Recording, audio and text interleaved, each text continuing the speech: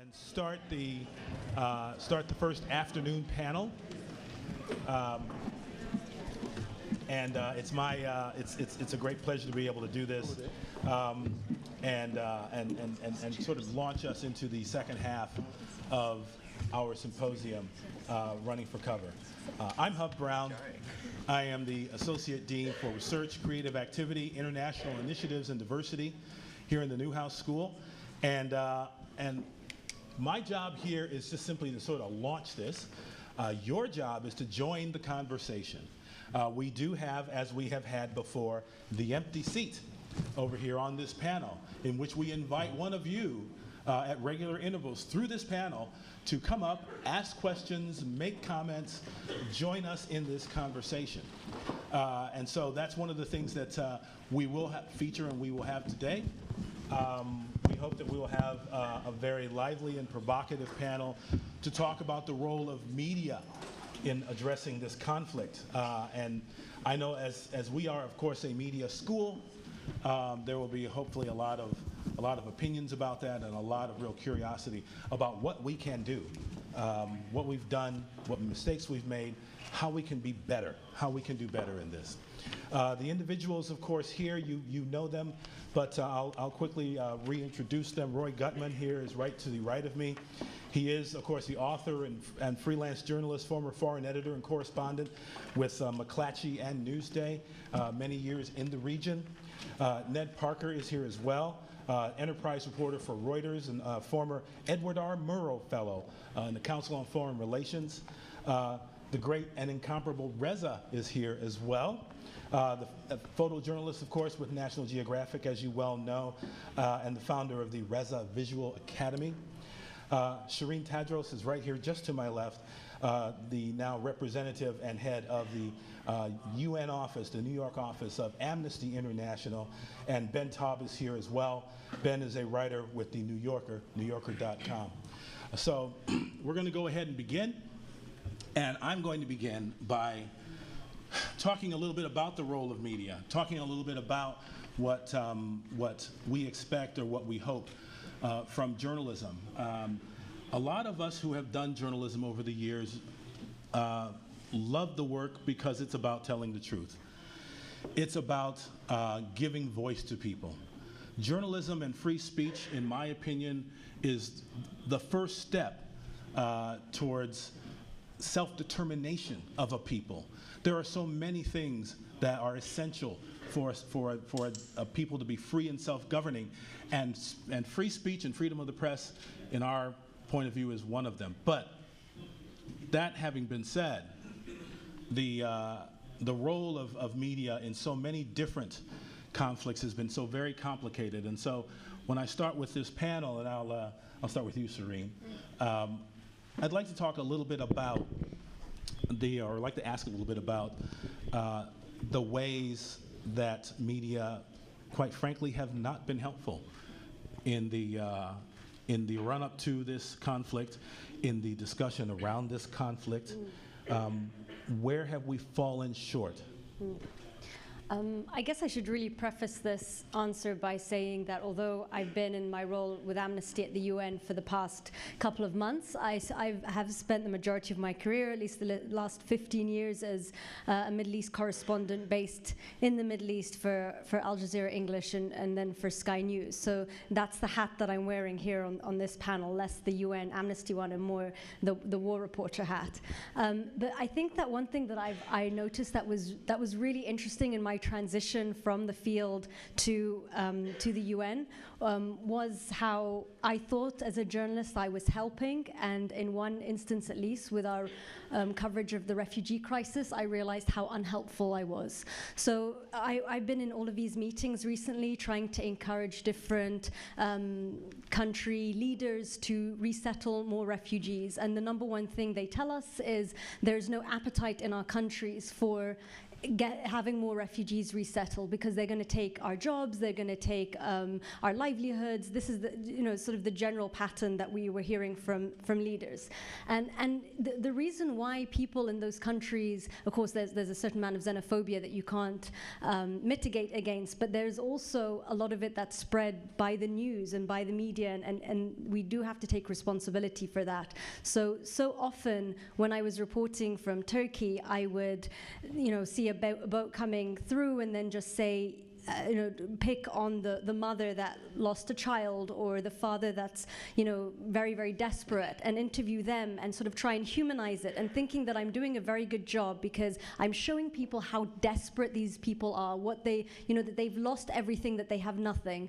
But then when I wore my UN hat and was talking to these leaders, I realized that that was very unhelpful, because essentially what I've done is showed them as so desperate as they have nothing to offer the country. Whereas actually these refugees do have a lot to offer the country. And these journeys, although we call them desperate journeys in the media, and that's even Al Jazeera English, their slogan for this entire crisis is desperate journeys.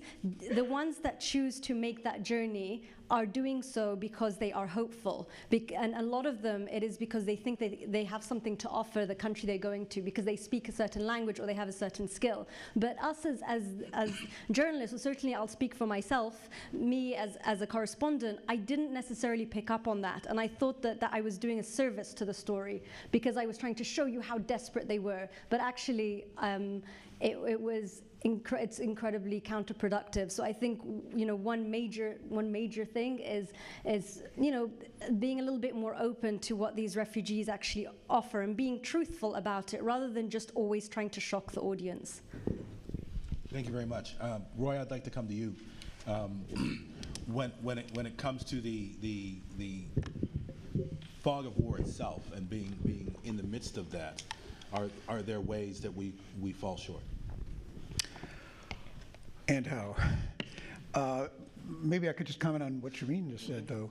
One of the problems in covering refugees arriving in Greece or leaving Turkey is that these people were actually the better off of the people from Syria. Many of them, in order to get the crossing, they had to pay up to $1,000 a head.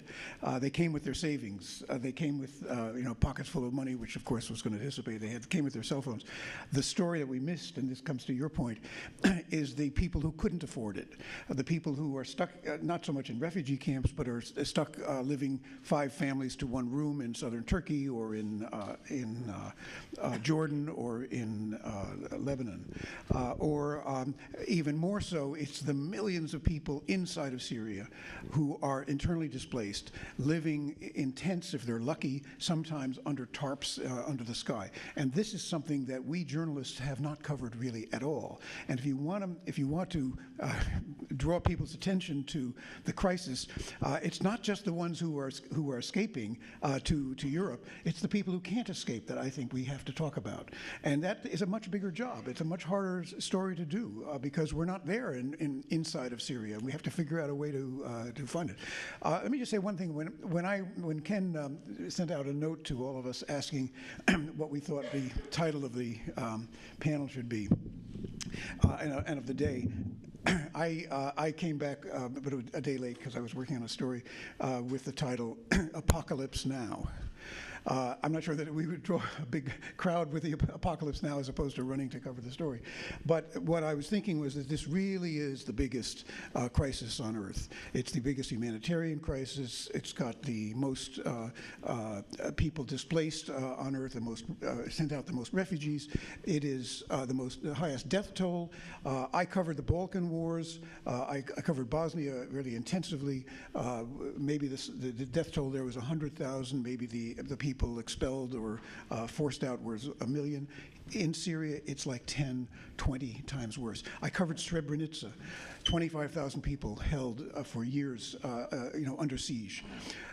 In Syria, it is now 1-point-something million, and there's a big disagreement because the UN, in its crazy, politicized manner, has not even given us accurate figures. They let the government of Syria, I guess, have a vote on what the real figures are. They talk about 400,000. The UN has not given us numbers of those dead. And why are journalists allowing the UN to get away with failing in their basic responsibility, which is to tell the truth, tell the facts, collect the facts? They have a capability that none of us has. So there's a whole series of stories that are just about the big picture that we don't tell, and then there's a whole series of stories about the little picture that we don't tell. I think that, and just one passing observation, because if anything galls me about the coverage, it is the fact that I think we've had a lack of imagination among journalists about how to cover a place where we are not wanted, where the government takes aim at journalists, where they will arrest us, and they have arrested a number of them, where they will kill us if they, Marie Colvin is an example of the government targeting journalists, a very dangerous place, and it seems to me we have to somehow retool for a place like that. The fact is Syria is worth our effort and worth our time. But what most news organizations do when they're reporting the daily events in Syria is they rely not on their own fact gathering, but they rely on an organization called the Syria Observatory for Human Rights. It's in London. It's an NGO. It's a private guy. He's doing his thing. But how can every news agency and most major newspapers and TV rely on an NGO whose methodology we don't know, which is not transparent? How can we put up with this? We've got to find an alternative. Yes. Well, I'm going to put it to you, Ben, a little bit. Where do you see us falling short? Where are those unreported stories, in your opinion? Those kinds of challenges. Well, one of the things that I shifted focus. Basically, I started by just sort of living on the Turkish-Syrian border for a while and trying to learn about journalism because I didn't know what I was doing, and not really reporting anything. And then when I started reporting, it was basically about Europeans joining ISIS. And that was because in this border town, there were a lot of jihadis. There were someone that I was close to was kidnapped shortly after I met him. There were a lot of problems in this area. But in the past year, I've very deliberately shifted away from ISIS because I think that one of our biggest failings is as broadly in media, is giving the group disproportionate attention relative to the capacity it has to commit crimes, but also, that's exactly what it wants. It broadcasts its crimes, whereas the Assad regime hides them. It's harder to report. It's certainly very difficult to do actual reporting on ISIS.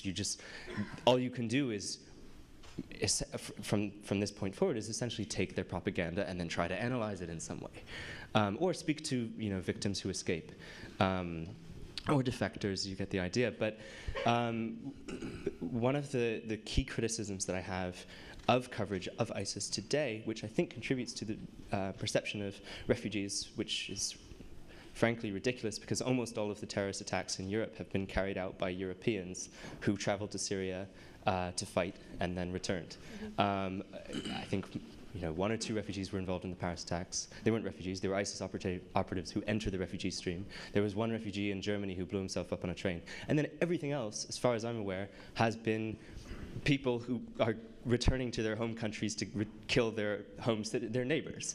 And while it's very clear when ISIS has orchestrated an attack, such as the Paris attacks, that was a thing that was planned in or near Raqqa, ordered by Adnani. They trained for it. They made propaganda before they went to carry it out. That was an ISIS attack. You have a lot of things where it seems as if just some loser, and we call them ISIS-inspired attacks, but it's really more often than not, just some loser carrying out a mass atrocity, and then knowing that ISIS has created a framework in which his atrocity will carry far more relevance if he claims it in the group's name.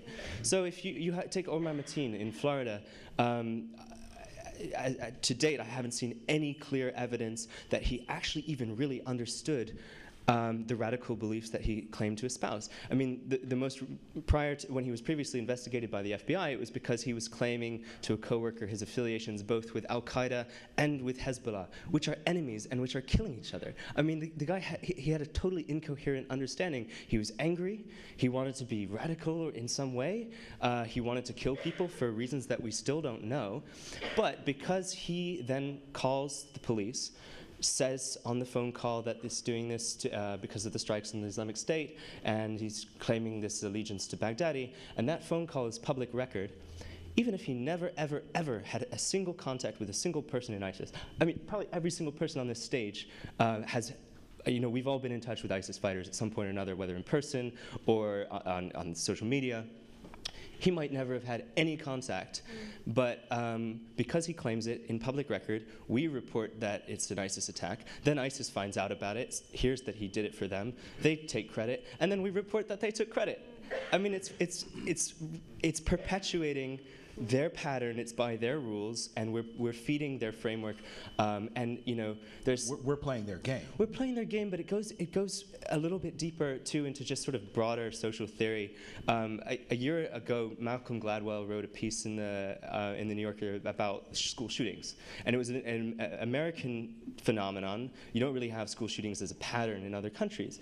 And what he was trying to propose is that maybe we should apply a social theory from the 70s about riots to why school shootings seem to perpetuate themselves, and people sort of have these copycat attacks that I think also applies to ISIS. And essentially, the riot theory was that, you take everybody in this room, maybe someone here, I'm not going to point to who I suspect it is, but someone here might be the first person to throw a rock, That person has a threshold of 0, because they're the instigator. The next person wouldn't throw a rock, but someone else did it, so they throw one.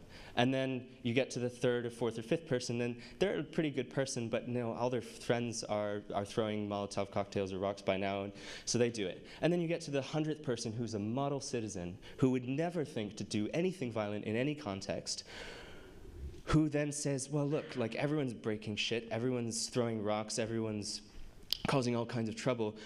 Everyone's looting. What does it matter if I take this, electronic device, let's take this fancy camera from the shop that everyone's looting right now? And that's how this sort of thresholds model can be applied to school shootings. That's what Gladwell said. Essentially, the 100th guy to carry out a school shooting is only really doing it because everyone else did it. And he wants to do something, and you can kind of build these patterns, and they tend to copy each other in certain ways. They tend to make these. In fact, with school shooters, often they make these martyrdom videos that emulate the same physical body language of the originals, or especially of the Columbine shooters, who set the framework and the model. And you see the same with ISIS. Everyone knows. Plus, you can read the New York Times if you want to know how to carry out an ISIS attack. First of all, you can find out what kind of bombs everyone used and how they made them from reading the Times. You can also figure out whether, what exactly are the ISIS's requirements for whether they will take credit for it, and claim it for Baghdadi, not for the Islamic State, claim it for Baghdadi, and so forth. So that's where I think we failed.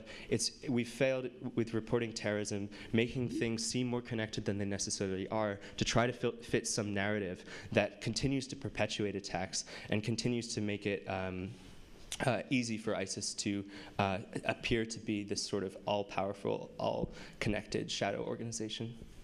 So do you think then that they should just simply stop doing that, and what's the alternative? No, I think that the reporting, I mean, the sad truth is, after any attack, any atrocity, obviously the job of the reporters is to find out what the hell happened and to try to make some meaning of it. Mm-hmm.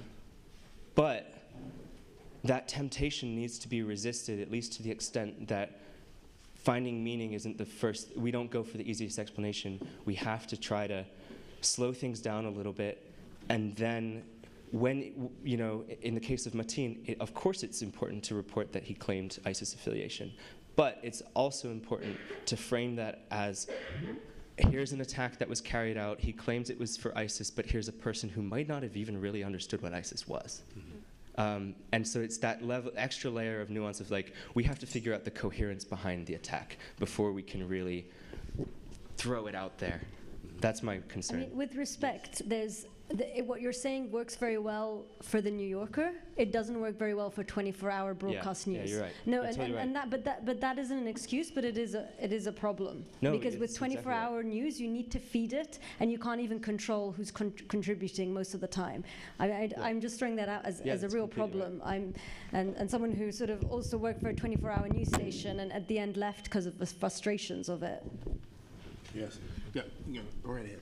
No, I mean, I just think that's I think Shireen hit on it. That's the central tension in news right now, is this machine that in effect, it's the machine, the way we receive news so quickly, whether on our phones, on our pads, on satellite TV, that dictates the news, and there's much less interest in in-depth investigative news, looking at the underlying causes or the nuance in an attack. How many attacks are lone wolf inspired, the way a school shooting is, or the fact in the United States there's about as many lone wolf extremist attacks from a non-religious standpoint of so militia, what have you, white supremacist over time at least, and or non-Islamic. Oh yeah, well exactly. That's what I'm saying. Yes. Yeah, white supremacist, what right-wing extremist type activity. At least till this year, it's about even. There's more. Until last year, there were more lone wolf extremist attacks of, I guess, right-wing militancy, militia, white supremacist type thing, but all lone wolf. But you don't see that so much in the reporting. There's none of that perspective, and that doesn't even get into this issue of how you dig deep into what's meaningful in understanding a conflict like Syria or a conflict like Iraq or a conflict like Libya, what allows for an ISIS to emerge and become powerful. Because what drives us is this tick-tock, this martial beat, and it has to be done, and it has to be done fast, and that's what people want. It's a really, really tough challenge. It's frustrating. Yeah. I'm going to turn to you, Reza, to talk about, and we're going to come back, I think, to some of these issues about that 24-hour news cycle. And of course, I know this well. I come from the broadcast world. The feeding of the beast is in fact a beast itself, and we have to figure out how to insert meaning in that coverage at the same time that we're doing it in real time. Those are big challenges. But in the world of photography, we talked a little bit here about the framing the conflict and framing the refugee, the tide of refugees that come from Syria.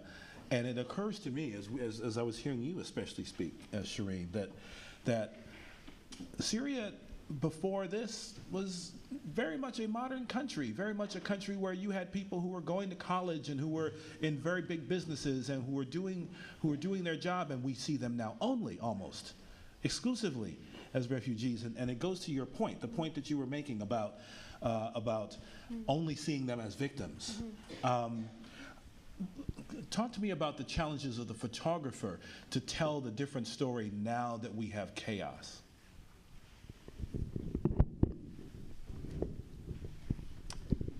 The challenge that you're talking about, it is not only in photography. Right. It is the whole media. And the way that I was listening from this morning to all the panels was talking about it, and now I have impression that we are like medics standing on someone has a real terrible cancer and a body that has a cancer, and all the panels I was listening to them, our discussion was more about should we have a red lipstick for him, or we have shoes which is yellow, or shoes will be red will be better for him? And I was thinking, he has a cancer, he's dying. We are talking about totally something that is very in surface of the story. We are not going deep on the story. Talking about the I don't want to come up all the whole this panels of the morning. I'm just about media. Well, the people that knows, I have been in media for more than 40 years in the Middle East, and from Iran Revolution to Afghanistan to what's happening now in the Middle East, in Libya, all of them I have been on the field, which I have seen totally different things happening on the field than media reporting. Then the clicks came to me in 2003, the beginning of the Iraq, the second attack to Iraq. I was doing a story for National Geographic about the Saudi Arabia. I was in a border of the Iraq, and the attacks happened. And obviously, I really wanted to cover. I was been more in the war zone than this kind of places. So I wasn't able because I wasn't doing another assignment. I take one day, and was 3 or 4 days of this big attack of the coalition in Iraq. At the time, and I went to in my hotel room, stayed there, and I start zapping all the TVs which was possible to zap, and because all the TV in the world, they were covering the Iraq war. March something 2003. Then I realized that, oh my God, they're all reporting different war. For some of them, the victims are villains, and for some of them, the villains are the victims of the others. So if you watch to the Spanish TV, French TV, Al Jazeera, CNN, Fox, they were all reporting different wars. So what's happening now, I think that because we are in a place which is, for me, is one of the sacred places, is a university, talking about media, we have to accept that there is no media. We have to accept that the media became corporate annual report. There is no single media today, maybe 1, 2, 3, that the whole world we can find that they are not related to the corporate, that they are not related to those corporate that creating those wars and conflict. So they need to play with our opinion the public opinion, to accept and make the war. So I think that we have to come up here in this university mainly talking about what is the next generation of the media should be. How should be reporting happenings in the, because we could tell that this was wrong, this is not good, this is not good. There is no media today in the way that was started 100 years ago with Emile Zola's and all those people that has the honor of this this profession that they have it. Who is able, this morning I was listening to the panel about what was the last panel about justice? Yeah, okay, yes. Fantastics. Then I talked with another friend. I said, well, do you think that we could have a panel of talking also about how all this war started?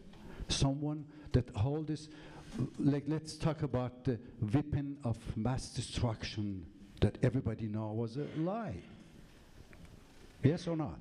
This was a lie, all this. But yes. Do we have any NGO or association here can sit down and go saying that who were lying to us? Why they lie to us and they take us and make all these wars happen in Iraq, in Syria, in Afghanistan? That's why I believe that media is non-existing in a way that we have to know. I'm talking about my experience also in France, which is now country of the freedom of speech and the human rights and everything. 75% of the French media is owned by 3 companies now. The 3 companies, one is the one that make all these missiles for the biggest missile company. The second is the one that make all these jet fighters. And the third company is the biggest construction company that has the biggest milliard dollars of the contract, all these countries of the dictators or whatever. So do you think that these are the 75% of a media that owned by three companies, that armed companies, it's media that you can talk about the truth and what's happening? So the challenge that we have now is to find, seeing that what is the next way of the reporting? Who should be reporting and where? Because you take any newspapers here, any magazine here, any TV channel here, they're all related to some corporate. How you can accept that those corporate that, and we all know that all these corporate are related to the one to other and one to other, and at the end, it's come to this big arm industry, big oil industry that they're running the show for us, everybody. So I don't think that it will be nice to sit here and take time of all of us for a whole day and just talk on the surface and not talk about the reality on the train, on the field and what's happening. That's why I believe that the role of this university should be more launching a whole launch of the conversation and research and as well, what is the next media, what is the next generation of the media, and who should be reporting. So one seat for the one who want to talk about this next media. Thank you. Thank you very much. I absolutely want to get to that as well, and so we do have, and it's great to have you all have been here for the first couple of panels. You know the deal, that we have an open seat for a member of the audience to ask questions as well. I want to, Reza, get into that a little bit more, to talk a little bit about corporate, the corporate sort of domination of the narrative when it comes to this, because it has been, in my opinion as well, I share the opinion, it has been a factor in the way these things have been covered. We do have massive conflicts of interest when it comes to covering war and covering groups of people and migration and things like that. When we have companies that are defense contractors that are major holders of stock, and we have companies that are doing all kinds of different things sort of behind the scenes. So we will get into that, and I think that that's important to do. But I want you, can you introduce yourself and your question? My name is Michael Santiago, and I'm a second-year grad student at Newhouse. I necessarily don't have a question, but it's more of a counter argument to what Reza was saying about what this new generation of what people should do in reporting. One of the biggest things that I have is that you have young journalists, photographers who go to conflict zones to, I guess, to try to make a name for themselves, not knowing how dangerous it is. Earlier this week, we had a Dutch photojournalist who was killed by Daesh in Syria, and who himself was actually held captive for a while. What do we do with young journalists in general who want to go to these conflict zones to make a name for themselves? Like, how do we change the way we report when people are not there for the right reasons? Do you want to take that, Ben, or you want Reza? But yeah, I do. Sorry. Well, when there's problem, everybody look for solution. And what I was telling about it, it was not just I think that, okay, this is a problem and there's no media and I have nothing to do.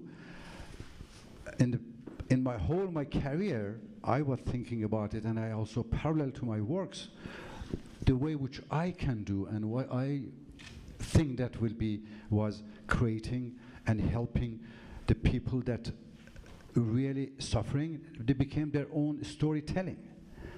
This is the one thing that I was doing and I'm doing now. The works that you see, some of those photographs, like this one at the right side, this is in a Syrian refugee camps, students which I have this program of trainings, children's and adults in the refugee camps to tell their own stories. And the pictures, you have seen this, they tell different stories. And they touch us in a different way. And that's what I think that the next generation should be people who living the stories, and they can tell us their stories in a different way. As a matter of fact, one of my next project, which I would like to announce here, is launching, and I was talking to some people in the university, because all these refugees were traveling and in the camps, they also record their journey nowadays. Phone, cameras, and these are a treasure of the materials that they have it. So I'm going to start a new project and getting all those materials from all those refugees. And probably university will be one of the best places to have it, because this will tell a different story. Those stories, pictures obviously, and also stories told by the refugees, they will tell totally different stories than we, the journalists, we see and we report on it. And then again, when we report it, we know all the blockage which come before reaching the public. I think we'd be happy to host that. Just saying, we'd be very happy to host that discussion here. Can I just Go ahead. And then Ben, one brief comment, which is, you in here as well. you know, we don't have to wait for the next generation to cover refugees. It can be done tomorrow. And, you know, all of us can be doing it more. And frankly, for those who are thinking of going to conflict zones, really be very, very, very careful. The first thing you really should do, no matter what conflict zone you're interested in, is talking to refugees, is people who have left. Put together not just the human story, but also often if you talk to enough people, you can get the big picture. You can get a theory of what's going on in the place, and then you can try to test it out as you move along. But refugees really are, and I learned this in the Balkans. They should be your first go-to people. Don't listen to your government. Don't listen to the governments or those who are involved in the fighting. Talk to real people about what's happening to them. Ben. With respect to young people going to places they shouldn't go, if the reason is to make a name for yourself, you don't go. I mean, first of all, just on a fundamental ethical level, these are I mean, the victims of these wars are the people that are, you know, suffering on the ground, Syrian civilians. You put that microphone up a little higher. Yeah, sorry. Yeah, I mean, these places, a lot of people are suffering and a lot of people are dying, and I don't think that it is ethical to go if the intention is in any way, if the primary thought behind it is advancing a career. I think you just don't go. There's another element to this, though, which is, you know, if there are other reasons that override the personal, that are driven by like a really sincere interest or outrage or curiosity, then the biggest challenge becomes, and the primary work will not be actually doing journalism, but it will be doing security and logistics planning. 80% of the project will be making sure that you can get in and out safely for yourself, but also for everyone you interact with. Because keep in mind that if you go into Syria and someone thinks you're a spy, not only are you in trouble, but so is your fixer who's driving you, so is your driver, and so are people who speak to you. They might be targeted after the fact. There's also, in the cases of Maureen Colvin, she was targeted at the media center in Baba Amr. Were there not Western journalists there, eventually it probably would have been targeted anyway. But, you know, Syrians died in an attack that was directed at her. So keeping in mind the dangers that your presence brings to others is really important, on top of all of the planning for your own safety, which is crucial. And then lastly, keeping in mind that I think, I mean, I obviously wasn't there, but I had some impressions that previously in the 80s and 90s, you know, it was not impossible to get access to some pretty terrible actors. Often terrorist groups would entertain journalists, bring them in for an interview, get their message on television, and that was it. They don't need us anymore. Why would they give an interview to a journalist who will edit it however they see fit when they can release their own propaganda? Sure, there have been times when journalists, some really, really fantastic journalists, have managed to get access to al-Nusra in recent years. There was the journalist from Vice who filmed within the Islamic State. But for the most part, they don't need us, and we are expendable to them, and we are targets to them.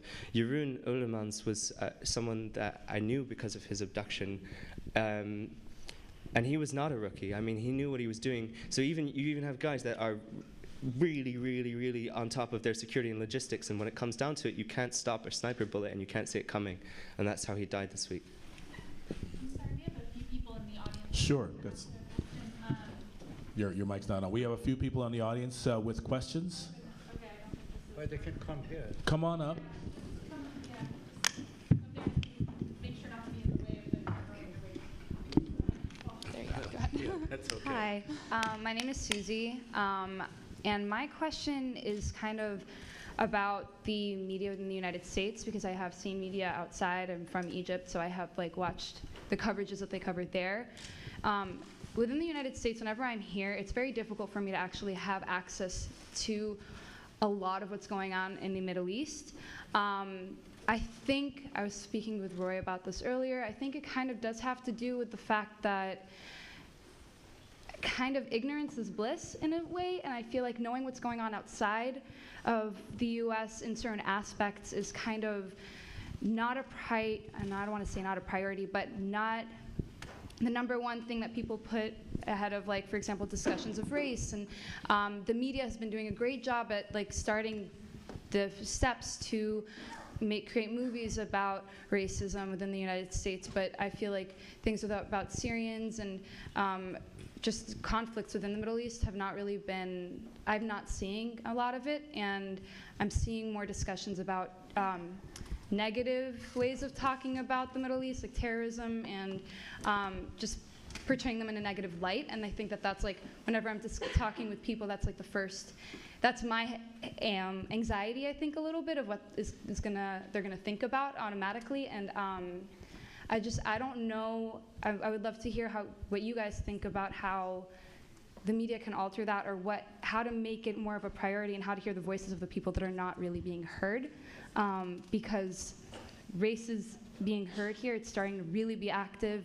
There's still issues with it, but Syrians don't have a voice here. Middle Easterns don't really have a voice, and yeah. Roy, Just quickly, the starting point of covering international events and terrible events is to find your own footing, to find your own compass, to get your own theory of the event. And the worst coverage that's going to come is if you go in trying to report the event as your government may define it, for example. And again, coming back to my colleagues here, the Obama administration has decided essentially they will have no policy on Syria, no goals, no strategy, no tactics to get this resolved. They're just going to try to find some kind of a paper solution that won't work. But their main focus is on ISIS and kinetic means, which is, say, bombing from high altitudes of ISIS, because that is a deliverable. That is something that's countable. So you've got to start by understanding what the government is doing, and then going out and seeing, is this the real story or not? And if it's not the real story, let's get the real story. You have to find your own compass. And I think there's much too much reporting on the official U.S. version of events. And I've seen so much so-called diplomatic reporting about this phony negotiation with the Russians about a ceasefire where there's no backup to the American position. Diplomacy without the threat of the use of force is an empty vessel. And in fact, it's as George Shultz has been quoted saying the other day, it's not just deceptive, it's dangerous. It creates false impressions. So that's been their narrative. We're doing something. But that is not the reality on the ground. And the reality on the ground, the facts on the ground are basically you have a regime that's attacking its own people and has forced out or out of their homes at least 11 million people. This is something that I don't think we've seen in modern history, and you have to keep your eye on the ball. I think as a professor in media here, I think one of the things that we want to ask you students to do is to consider the biases of media on different axes in different ways. We always talk about biases as liberal versus conservative. Oh, the Fox folks, they're so conservative. Oh, the MSNBC folks are so liberal. And if that's all you're seeing, you're not seeing bias at all. You're not seeing any part of that. You're not seeing the bias toward the bottom line. You're not seeing the bias toward access that you have when you have somebody who's a Defense Department correspondent and doesn't want to say anything that would make the generals angry. We're not seeing those kinds of biases. And if we don't see them, then you cannot confront them. You know, the first step in solving a problem is recognizing that you have one. And I think that that's a big challenge for media, both young and seasoned veterans in this entire process. I think we're touching on a lot of different points about, I mean, the media is in a time of change and evolution, and a lot of old media, which I'm a part of. I'm old media. I'm losing my hair too, so I'm old. But old media is, you know, is dying out. Yeah, I'm trying to catch up. Yeah, we're the, yeah. But this is my feeble attempt at humor. But I mean, I think the point is, I mean, in the U.S., you had many U.S. newspapers that had foreign bureaus all over the world for years until the last decade. And then, poof, Baltimore had Baltimore Sun. It had bureaus everywhere. I mean, so we have fewer voices, fewer resources, a real crisis about generating revenue to tell the stories, plus, like what Shireen was highlighting, and Ben, the TikTok of 24/7 news, which is even more intense. So all of that plays into how do we hear anything? How do we get a perception beyond a bomb? You know, the pressure and part of, I think, the reporting that, you know, Roy was rightly railing against of, you know, the whatever in, you know, being in the establishment reporting on government is it's just really hard because you're trying to keep up with the competitors, and you're trying to feed the cycle, and the resources are so limited. But I do think there is also some really good journalism happening too, and you know, from different newspapers, TV, corporate owned even. But it's a complicated dynamic. The only other thing I would add is that, in part because the last 2 decades, let's say the last 3 decades, we've seen this multiplier, if you will, of the different voices that represent news, particularly on TV, right? You've got CNN, you've got Fox, you've got Jazeera, BBC, and then you've got all these different news outlets, let's say, that are on Facebook.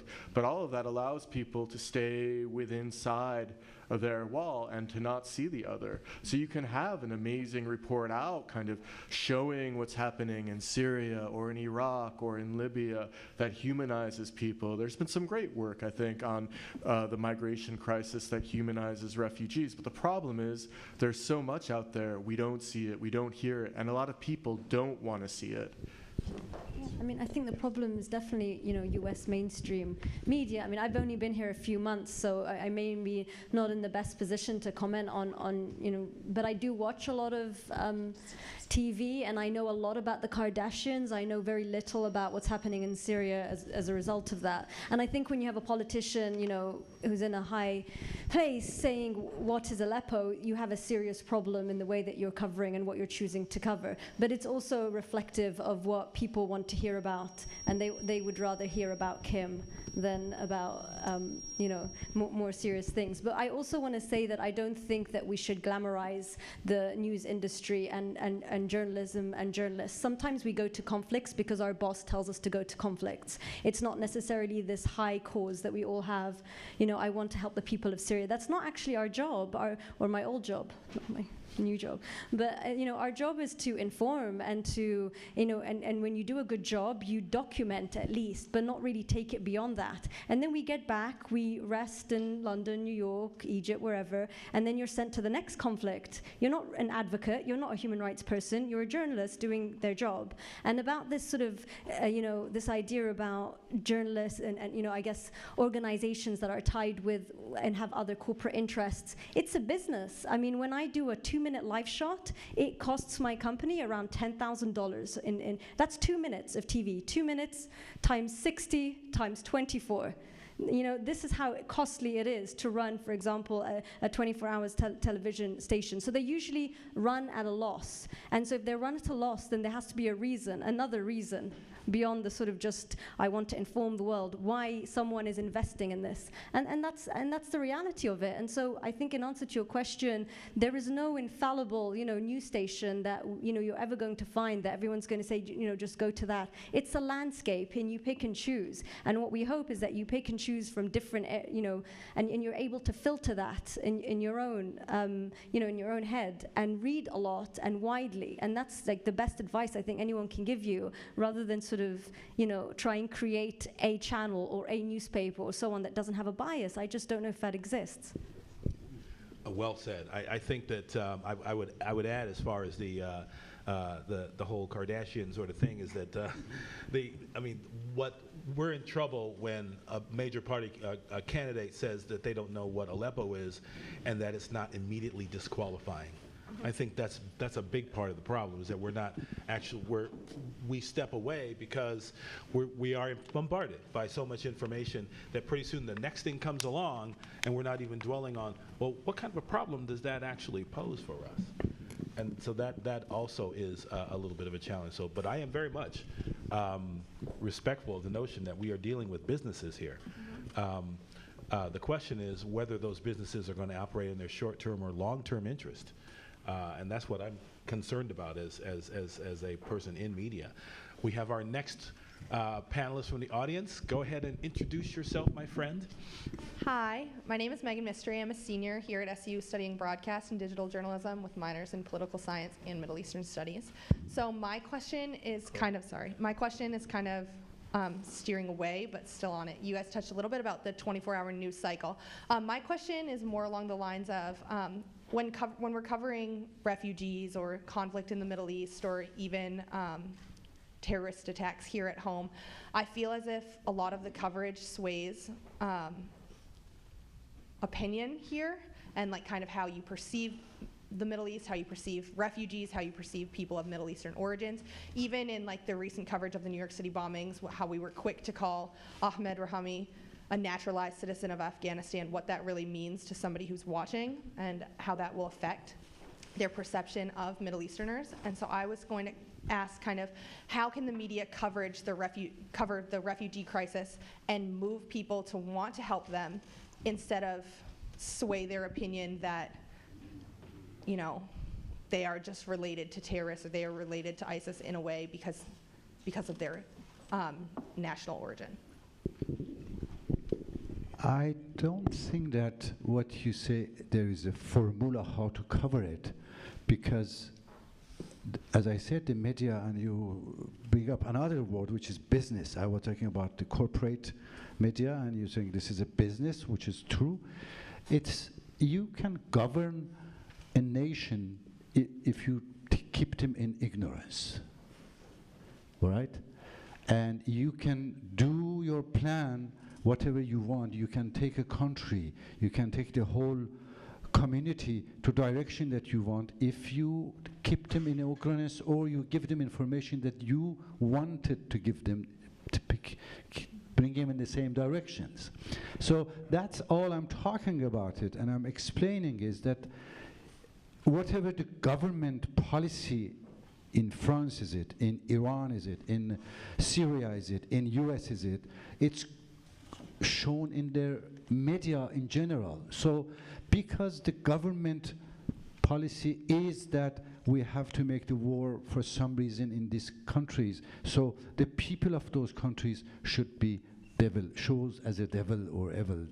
Otherwise, people will say, why we have to go to fight in this country? Why we have to be there? Why we have to send our youngest and most talented people to be killed there if it is not the case, if they are not really what you're saying? So whatever we do, it will always come, and it has been there for all the years, 40 years, which I was working in all the biggest media in the world, that when it's come to the policies, yes, if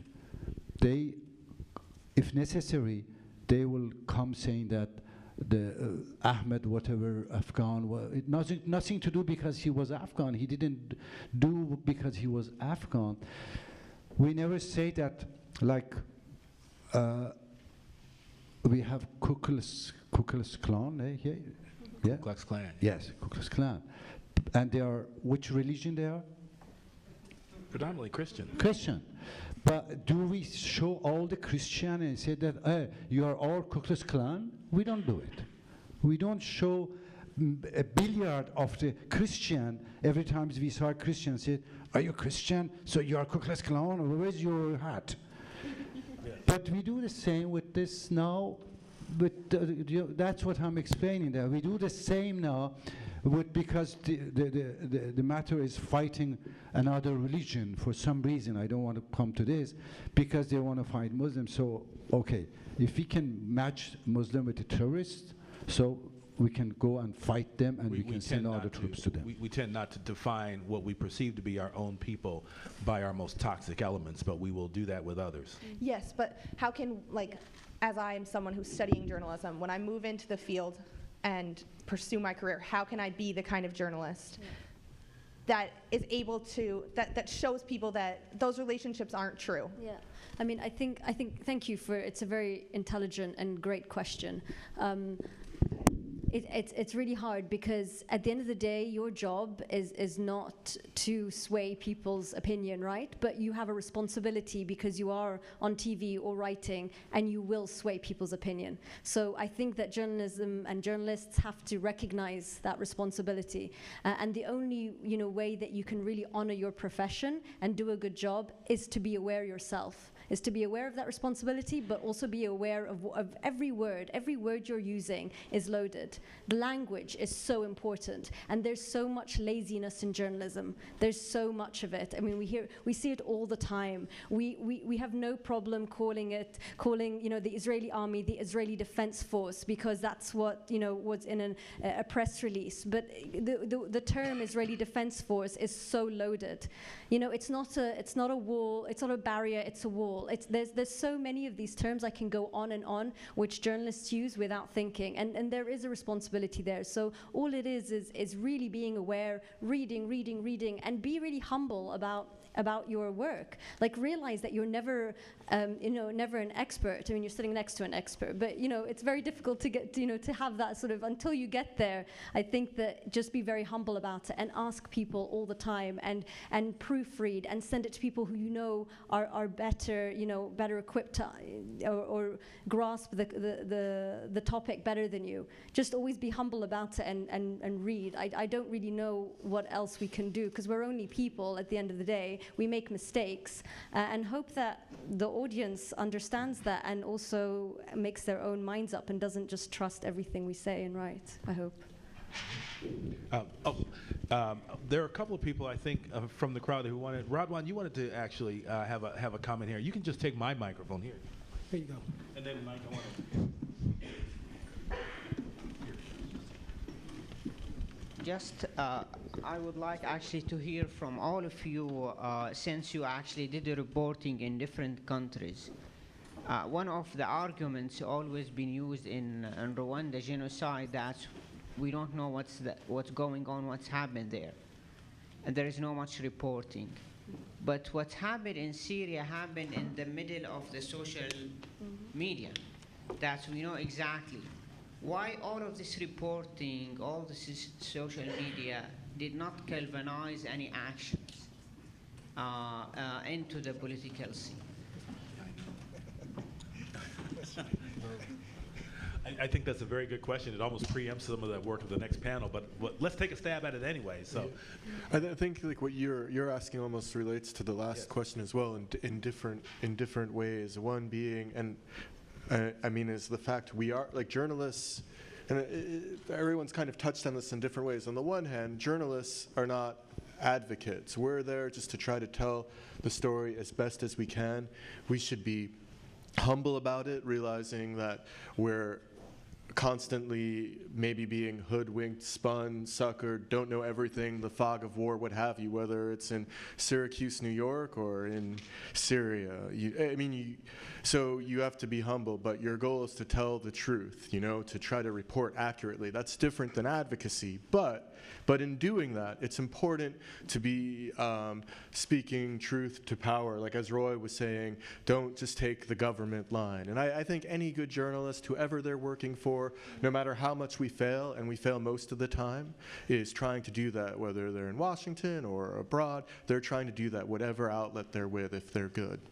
So you can't, it's frustrating because you want to see change, right? You want to see, or not change, but you want to feel that if you report injustice, it's going to have an effect.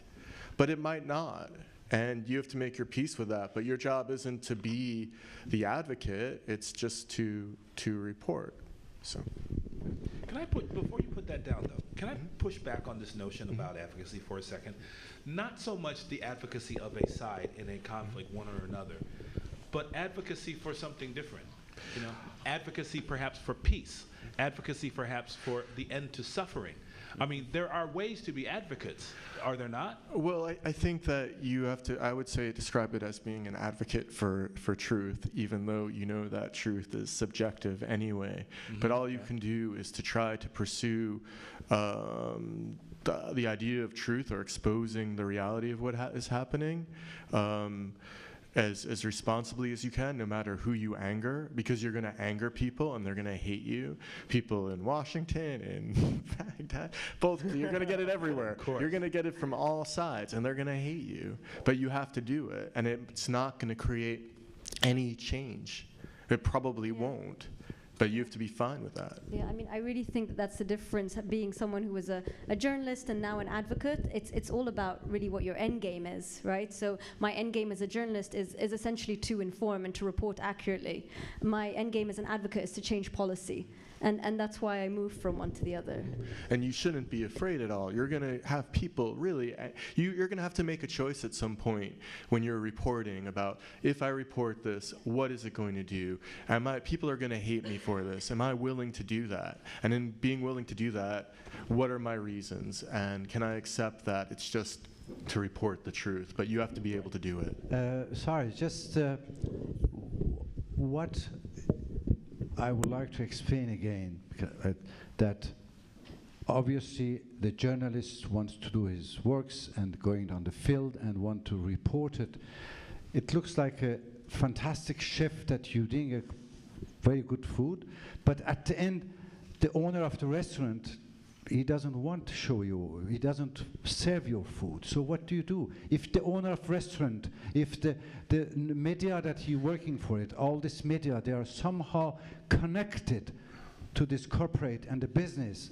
You could be the best journalist in the world, you could be the best reporting, but if you don't have a paper or TV or Times or whatever to say what you say, that's what I'm trying to explain. I'm trying to explain that this is all gone.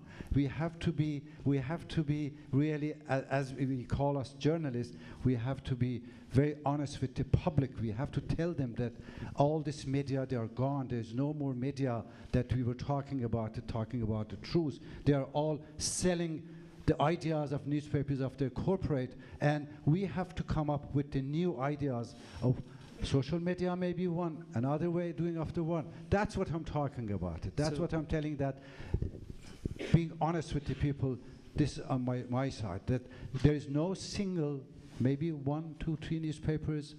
One newspaper is in France, actually, I know, that there's independent. One. Which one? Canard enchaîné. There's only one. There's only one. That's a satirical paper. Well, that's the only way. It is. Well, you know, the French way of talking about the story is, and Canard Enchaîné is the one that nobody knows who are the guys, but they have been for 40 years telling the best stories, getting out of the public and everything. So there's only one remain in France.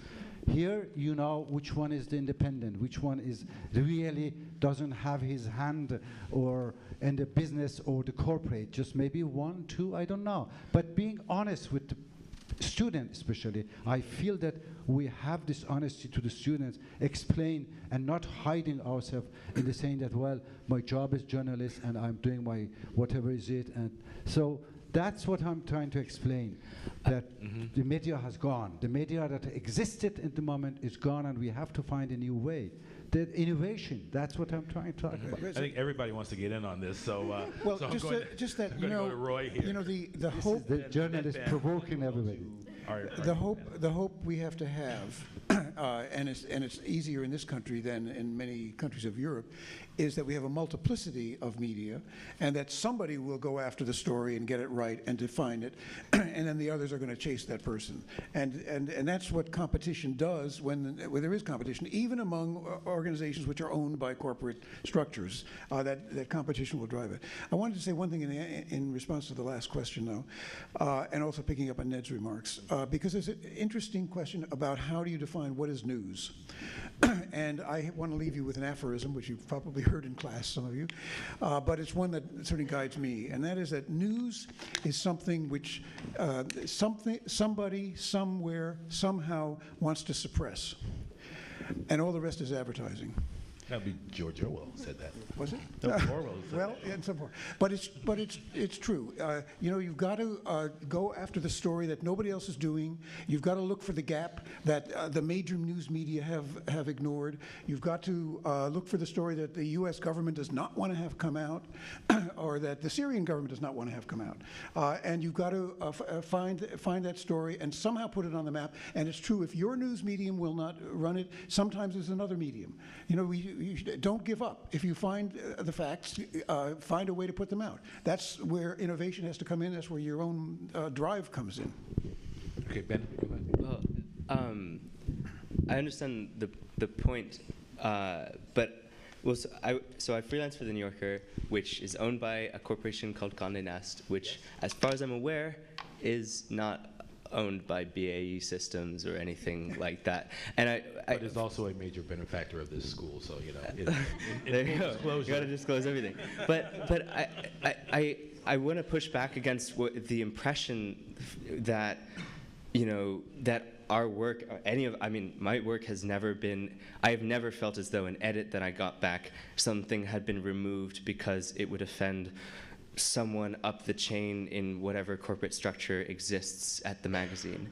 I would be amazed if anyone else at this panel has felt that, or other journalists in the audience have felt that their work has been deliberately suppressed by editors who don't want to upset, you know, a corporate superior.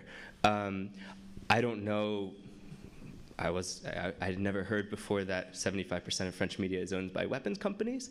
I don't know, but I'm not aware of, like, I'd be curious if any journalist in the room has had that experience where they felt that their work had been edited and had things cut specifically for that purpose. Now, obviously, everyone got hoodwinked by the Iraq War. The New Yorker was in favor of the Iraq War, and that was, but that wasn't.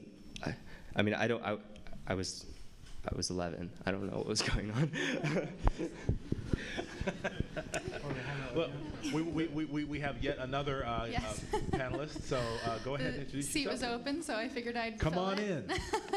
in. Well, you may have touched on this a little bit earlier, I believe, but especially seeing as how this is, mainly a Newhouse effort, but also jointly with Maxwell and the law school.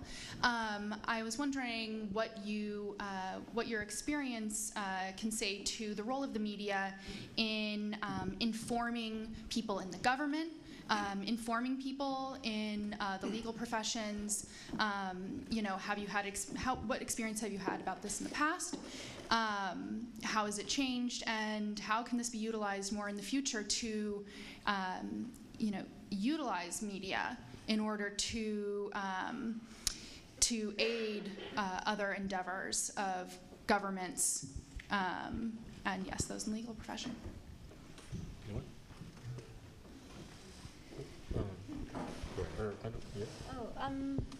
Yeah, I mean, there's no doubt that how we report stories can certainly have an influence, beyond just the sort of the general audience and on a government level. So I worked for Al Jazeera for many years, and we all know that Al Jazeera was played in the State Department, especially during the Egyptian uprising, and we could literally see in their statements that there was an influence, let's say.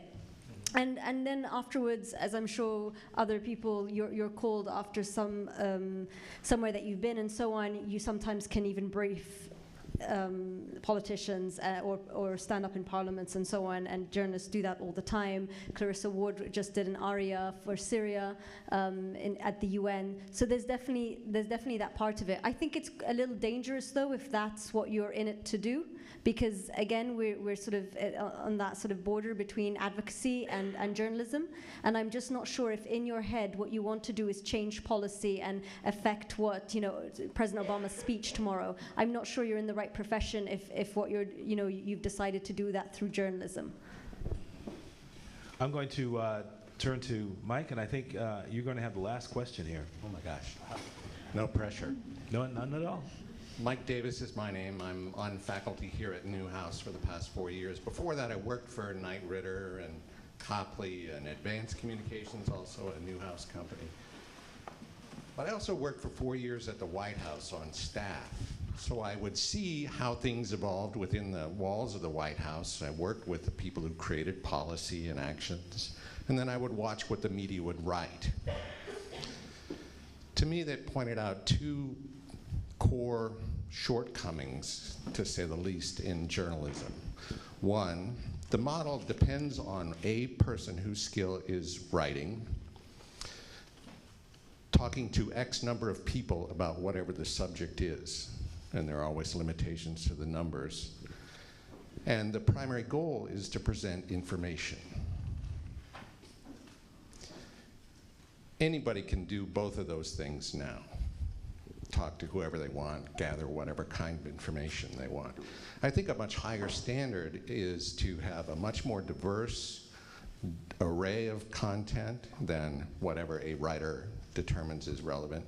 And two, that a higher standard would be to increase understanding of subject. And the more complex they are, such as a conflict in Syria, simply reporting what happens as if it were a sporting event has virtually no value other than it just happened.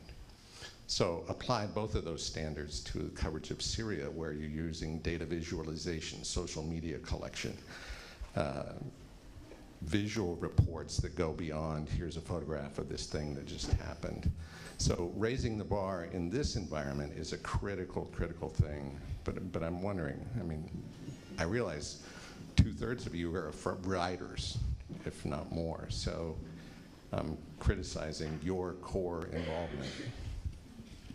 And Reza, one thing. Quick response here, because we're pretty much out of time. But did you want to just have a quick? Just one more thing. Well, just Reza talks about the idea of producing. The goal is to produce empathy. Yes.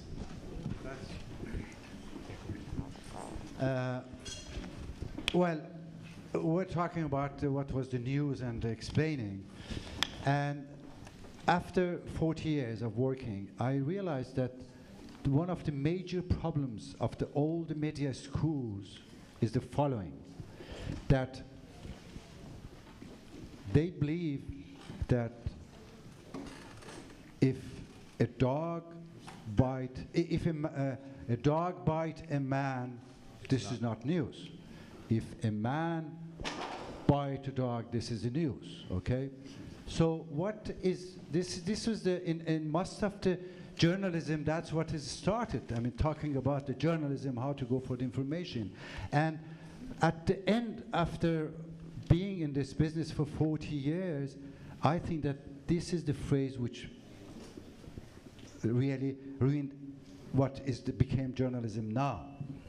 Because we are more going for what is happening in the Kardashian jewelry in the hotels of the Paris and talking about this than talking about creating empathy about this Aleppo children or about the Syrian people or about the refugees. Because we think that by showing the contrast and by showing this really dangerous things, we are creating empathy. But talking about the Middle East, if you look back and think about everything in the past, whatever, let's say 20 years, in the TVs you have seen about the Middle East, it has been almost the same scene. You had ambulances coming in a scene, then some people coming out, then some ruins, and then someone crying and taking out. For 20 years, media, TVs was showing this every night. In Beirut was an explosion, boom, boom, boom, and then you saw this ambulance come, and then people come out, and then another time, another place, and other places. This is not news. This is what was, I believe that wrong, the journalism went wrong totally, because instead of doing this for 20 years, showing ambulances running in the ruins and bomb and getting wounded people, if we were just explaining, taking like 1% of all those time in the general, what's happening there, why it's happening. People need to know why, you know. It's finished taking the first, the 5 W of the journalism. There's the one which is nobody's talking about it, and it is why it's happening. If we understand it, why in the Middle East happening, why there is Daesh, why in Iraq what's happening, this is for me should be the journalism, because when you understand the things, you are not ignorant, and people, they cannot take you with nose and bring it to everything they wanted to do. That's what I believe, that everything went wrong in this journalism that exists today, because they are not talking about the why. Why in Syria there is war? Why there is Daesh in Syria? Why Taliban came to Afghanistan? Who bring them to? But we always talk every night. We see 20 seconds that the same ambulance, the same people, but different clothes, different name. That's what I believe in it. Can I jump in for a second? Just I just wanted to answer 10 seconds, 'cause 10 seconds. I do think that old journalism does matter, and it matters more than it ever did. I think you want to understand what happens and why. There have been plenty of great examples over the last decade. The late, great Anthony Shadid did so much to make people understand underlying causes of issues in places like Iraq or Lebanon and Syria. And I know when he died, I would meet people who had never met him and were so touched by his words and how they brought understanding. Someone like Layla Fadel on NPR, she helps bring in stories about underlying causes of what happened in Egypt, for instance. There are many, many examples. It's a challenging industry right now. It's an exciting time. It's a difficult time, but there's a lot of good journalism that asks the why, and we need it. Yes. We need a lot more of it, and I think that's a point well taken. And explaining why is going to be a growth industry for those of you going into this field. That's for sure. Our time is up. Thank you for yours. Please express your appreciation to the panelists here. The social media panel will take place in exactly 10 minutes. So please stay with us. There may be some solutions there that we can talk about. Don't forget the Thank you very much. 360 video gallery over here on the right by the stage, guys. Thank you.